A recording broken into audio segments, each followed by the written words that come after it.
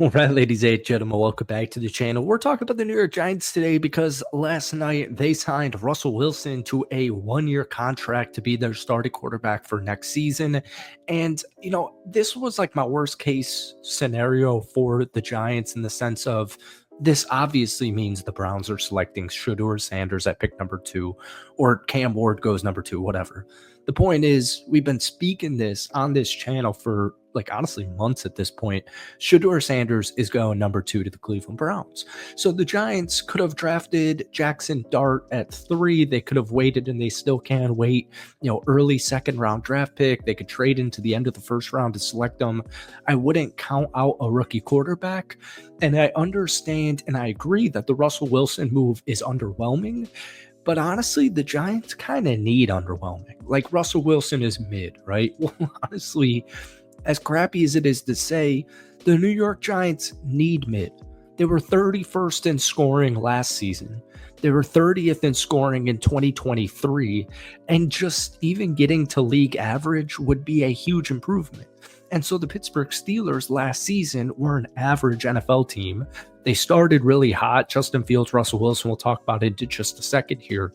But they made the playoffs. They made the playoffs. Brian Daboll is on the chopping block. He should not be on the chopping block. And honestly, I think Russell Wilson's going to save his job. And real quick, it goes past Winston and Russ. I was reading an article, The Athletic, the winners and losers of the NFL offseason thus far. So basically what they did is expected points added since the end of the 2024 season using a prediction model from one of the guys over there. And the Giants were actually number 2 on that metric. So the Giants are better. Whether it's the quarterback position or everywhere else, the Giants are a better team. So welcome back to the channel. Obviously, we're talking about the Giants in today's video, but before we do, hit that like button, hit that sub button for me. We post at least 1 or 2 Giants videos every single week, but folks, if you try and get this one to 250 likes, that would mean the absolute world to me. So 1-year contract worth $10.5 million could go all the way up to 21 with incentives. Russ is 36 years old, all right? He will be turning 37 at some point in the season. And 1 year ago, the Steelers signed Russ to a $1.4 million contract right after the Denver Broncos cut him in the offseason. 1 week later, they trade a 6th round pick for Justin Fields. Now, Fields actually started the first 6 games of the season because Russ was dealing with an injury. Steelers started 4-2. And when Russ came back, they just kept winning. They went on a little bit of a win streak. Russ was throwing the ball down the field to George Pickens. They were running the football. The Steelers were winning games. The Steelers in the first half last year, whether it was Justin Fields or Russ, were record-wise, one of the best teams in the NFL. So Wilson returns, provides an immediate spark to the Pittsburgh Steelers offense, but it didn't last the whole season. So by the end of the year, the offense was really struggling. It was just a boring, vanilla, plain offense. There really wasn't. Basically, if you watch the Steelers, basically they just double-team George Pickens and say, figure it out. Beat us in the middle, figure it out. We're going to double team Pickens. You guys got nobody else. And they went on a 4-game losing streak to end the season. And then they got eliminated right away in the wild card round on the road against the Baltimore Ravens. But in 11 games last season, Russ threw for about 2,500 yards, 16 touchdowns, and only 5 interceptions.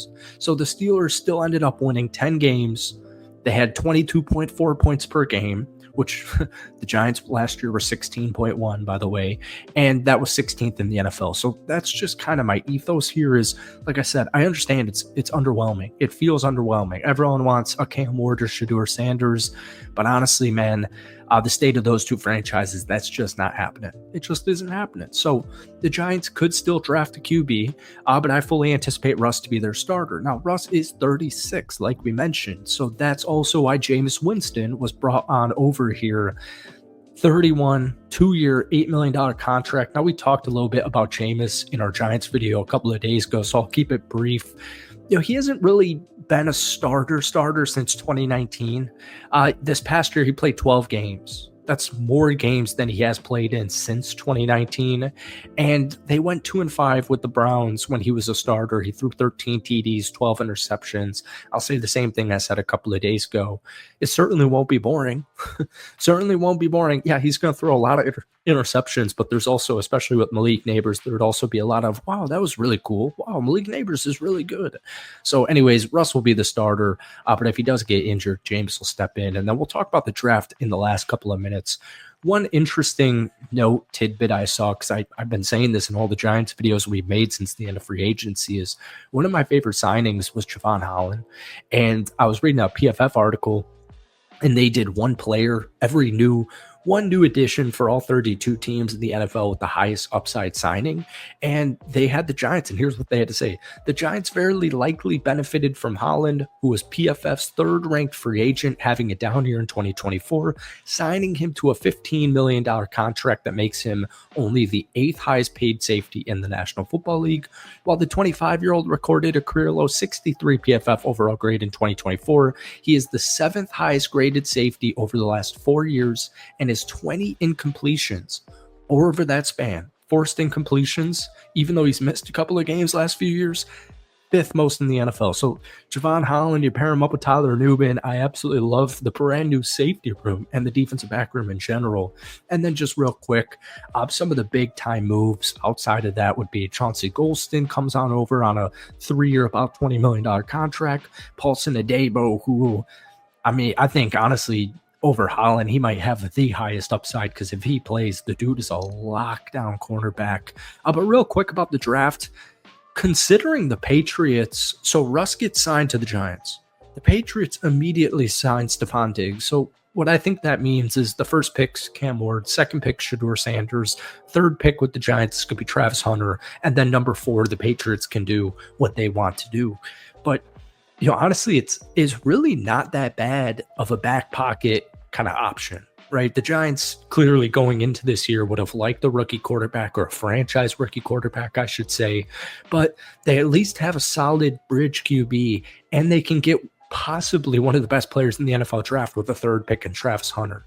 In 2024, Travis allowed just 25 catches on 47 targets. He also had 5 interceptions and a forced incompletion rate of 21.3%. And then this is for Giants fans specifically here. 2nd round, pick 34. I'm really curious who you guys want to pick there. And I don't even necessarily mean player, position. What position do you guys want to draft at pick 34 overall? Because I was reading a mock draft on PFF, and they had you guys say taking Xavier Watts, the safety out of Notre Dame. But I'm thinking to myself, I don't know if that was made before Javon Holland was signed. I don't know if they know Tyler Nubin. I don't know why the Giants at pick 34 are taking a safety, but maybe I'm the mistaken one. So let me know that. But guys, most importantly, give me a grade rating and any thoughts, opinions, comments you have about the Giants signing Russell Wilson. That is it from me. I hope you guys enjoyed it. Have a great rest of your week. We'll see you in the weekend, but peace.